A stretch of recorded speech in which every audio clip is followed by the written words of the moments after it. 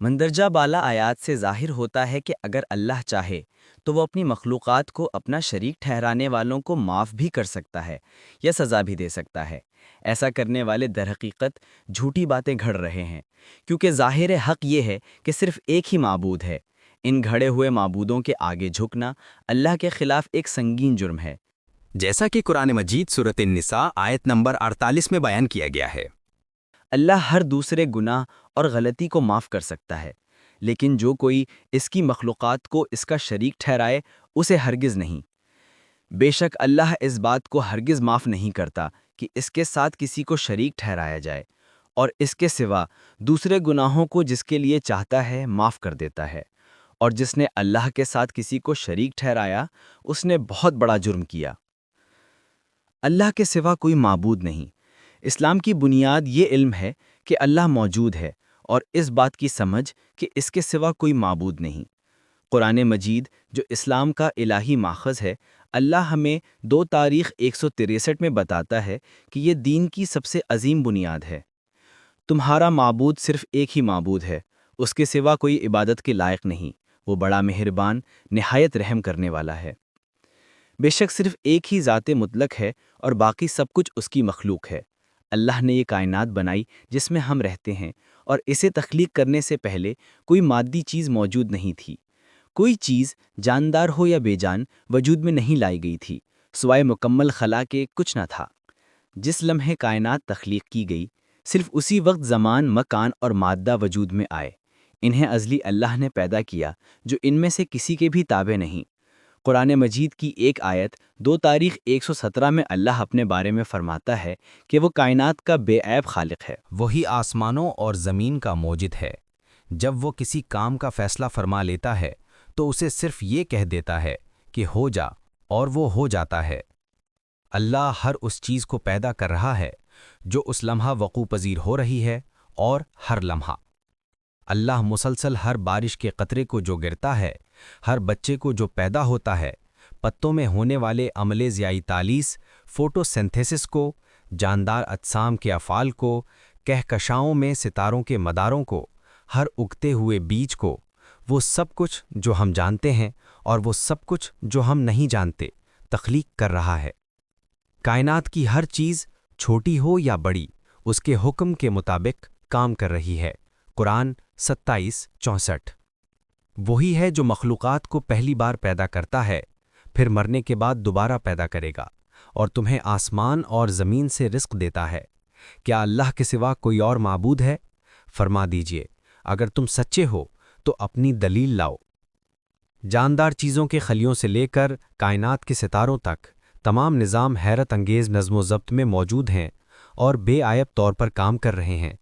یہ حیرت انگیز نظم جس پر ہر لمحہ کنٹرول ہے، مکمل ہم آہنگی میں جاری ہے، کیونکہ ہمارا رب اپنے ازلی علم کے ساتھ تمام موجودہ چیزوں کا احاطہ کیے ہوئے ہے۔ قرآن 67:3-4۔ اس نے 7 آسمانوں کو تہ بر تہ بنایا، تم رحمان کی تخلیق میں کوئی عیب نہ پاؤ گے۔ پھر نظر دہراؤ، کیا تم کوئی شگاف دیکھتے ہو؟ پھر بار بار نظر ڈالو، تمہاری نظر تمہاری طرف تھکی ہاری اور حیران پلٹے گی۔ خالق کے طور پر اللہ کا انکار کرنا اور اس کی تخلیق کردہ کسی بھی شے کو شعور منسوب کرنا عقل کی شدید کمی کو ظاہر کرتا ہے۔ کائنات میں حیرت انگیز نظم اور تمام جاندار چیزوں میں بے عیب ڈیزائن ہمیں دکھاتا ہے کہ ایک ہی خالق نے ان سب کو تخلیق کیا۔ ایک آیت 29-91 میں اللہ نے اعلان فرمایا ہے کہ اس کے سوا کوئی معبود نہیں، اور کائنات میں موجود کوئی دوسری ہستی اس کے سوا طاقت نہیں رکھتی۔ اللہ کی کوئی اولاد نہیں ہے اور نہ ہی اس کے ساتھ کوئی دوسرا معبود ہے۔ اگر ایسا ہوتا تو ہر معبود اپنی بنائی ہوئی مخلوق کو لے کر الگ ہو جاتا اور یقیناً وہ ایک دوسرے پر برتری جتانے لگتے۔ وہ اللہ پاک ہے ان باتوں سے جو یہ بیان کرتے ہیں۔ اللہ ہر جگہ موجود ہے اور ہر چیز کا احاطہ کیے ہوئے ہے۔ وہی ایک سچی مطلق ہستی ہے اور تمام چیزیں اس کی مرضی کے تابع ہیں۔ اللہ ہر لمحہ اور ہر مقام پر ہے، کوئی ایسی جگہ نہیں ہے جہاں وہ موجود نہ ہو، کوئی جاندار ایسا نہیں ہے جو اس کے کنٹرول سے باہر ہو، وہ بے نیاز ہے اور ہر کمزوری سے پاک ہے۔ قرآن 2:5-5 میں اللہ، اس کے سوا کوئی معبود نہیں، زندہ، ہمیشہ قائم رہنے والا، نہ اسے اونگ آتی ہے نہ نیند، آسمانوں اور زمین میں جو کچھ ہے سب اسی کا ہے۔ کون ہے جو اس کے حضور اس کی اجازت کے بغیر شفاعت کر سکے؟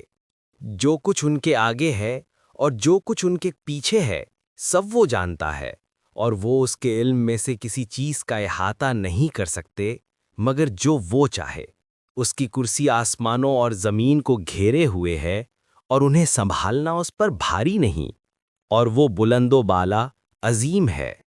بدھ مت کی غلط عقیدے ملک با ملک بہت مختلف ہیں، کیونکہ گزشتہ 2500 سالوں میں یہ مذہب ان ممالک کے مقامی مذاہب، رسم و رواج اور قائم ثقافتوں کے ساتھ گھل مل گیا ہے جہاں یہ پھیلا۔ آج جاپان، چین، تبت، سری لنکا، ویتنام اور امریکہ میں رائج بدھ مت کی اقسام ایک دوسرے سے کافی مختلف ہیں۔ جیسا کہ تاریخی مصادر سے ظاہر ہوتا ہے، بدھا نے ہمیشہ اپنے بنیادی اصولوں کے بارے میں بات کرنے اور اپنے عبادت کے طریقے کو زبانی طور پر بیان کرنے کا انتخاب کیا۔ صدیوں کی تحقیق سے یہ بات طے ہوئی کہ اس نے کوئی تحریری متن نہیں چھوڑا۔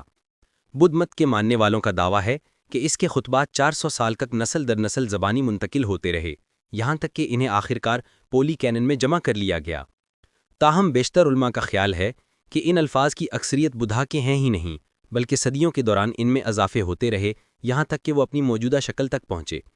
لہٰذا بدھ مت کسی تحریری متن پر انحصار نہ کرتے ہوئے وقت گزرنے کے ساتھ بہت سی تبدیلیوں اور تحریفوں سے گزرا۔ اضافوں اور حذف شدگیوں کے ذریعے اس میں کافی تبدیلیوں کی گئیں۔ آج بدھ مت کی مقدس کتاب جو پالی زبان میں لکھی گئی ہے تپٹک کہلاتی ہے، جس کا مطلب ہے 3 ٹوکریاں۔ یہ یقین سے نہیں معلوم کہ تپٹک کب لکھی گئی، لیکن خیال کیا جاتا ہے کہ اس نے اپنی موجودہ شکل پہلی صدی قبل مسیح میں سری لنکا میں کسی وقت اختیار کی۔ اس کے متون مندرجہ ذیل ابواب میں تقسیم ہے۔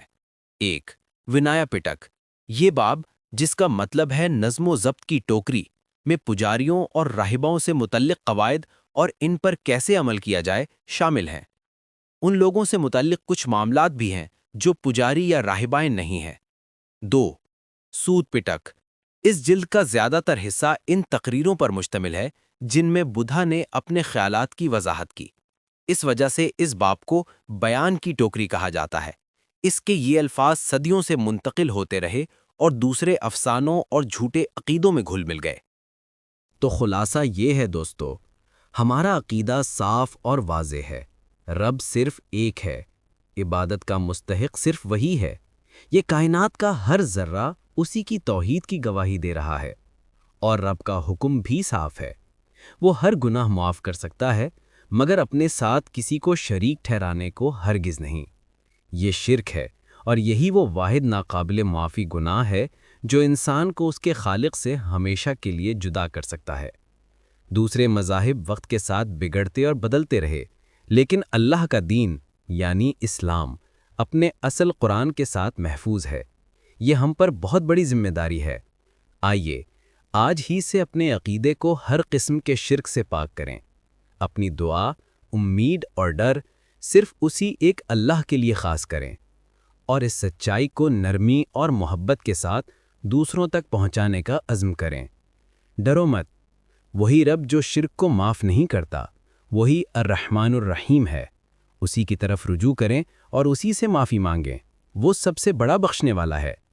اللہ ہمارے دل میں اپنی محبت ڈال دے، ہمارے عقیدے کو صحیح رکھے اور ہمیں سیدھی راہ پر چلائے۔ آمین۔ یاد رکھیے، لا الہ الا اللہ محض ایک جملہ نہیں، یہ ایک مکمل نظام زندگی ہے۔ سبسکرائب کریں، شیئر کریں، اپنے خیالات کامنٹس میں لکھیں۔ اللہ حافظ۔